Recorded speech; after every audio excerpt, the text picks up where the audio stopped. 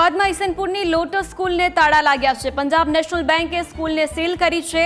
Loan પેટેના 1.25 crore ન ભરતા સ્કૂલને seal કરવામાં આવી છે। લોનની રકમ ન ભરતા શાળાના સંચાલકને ડીઈઓની નોટિસ વારંવાર નોટિસ ફટકાર્યા બાદ પણ રકમની ભરપાઈ ન કરાતા કાર્યવાહી કરવામાં આવી છે। અગાઉ મેજિસ્ટ્રેટે પણ લોન ભરપાઈ કરવા ઓર્ડર કર્યો હતો। શાળાને અન્ય જગ્યાએ ખસેડવા માટે ડીઈઓએ વિગતો મંગાવી છે। જો શાળા વ્યવસ્થા નહીં કરે તો ડીઈઓ અન્ય શાળામાં વિદ્યાર્થીઓને ટ્રાન્સફર કરશે।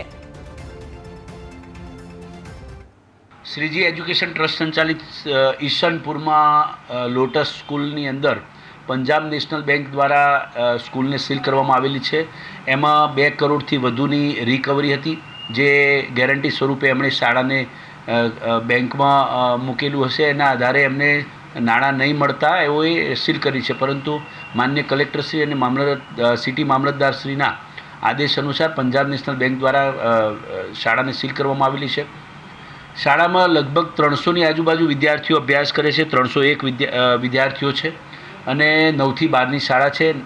અમે શાળાને નોટિસ પાઠવી છે। અમદાવાદના ઈશનપુરમાં આવેલી શાળાને બેંકની લોન ભરપાઈ ન કરતા સીલ કરી દેવામાં આવી છે। તેના કારણે 400થી પણ વધારે વિદ્યાર્થીઓનો અભ્યાસ જે છે તે બગડી રહ્યો છે। વાત કરવામાં આવે તો ગોવિંદવાડી પાસે જે લોટસ સ્કૂલ જે છે તે આવેલી છે અને સ્કૂલના જે ટ્રસ્ટી છે તેના દ્વારા લગભગ 2.5 કરોડ રૂપિયા જેટલી લોન જે છે તે લેવામાં આવી હતી, પરંતુ જે લોન જે છે તે ભરપાઈ કરી ન હતી અને બેંક દ્વારા 1.25 કરોડ રૂપિયા જે છે તે ભરવા માટે આદેશ કરવામાં આવ્યો હતો।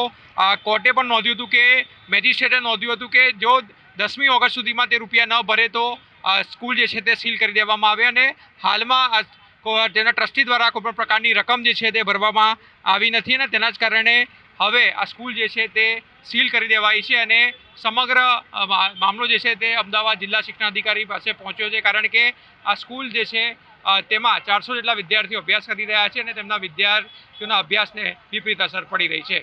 કેમેરામેન સુરેશ રાજપૂત સાથે આશુતોષ ઉપાધ્યાય, ન્યૂઝ કેપિટલ, અમદાવાદ।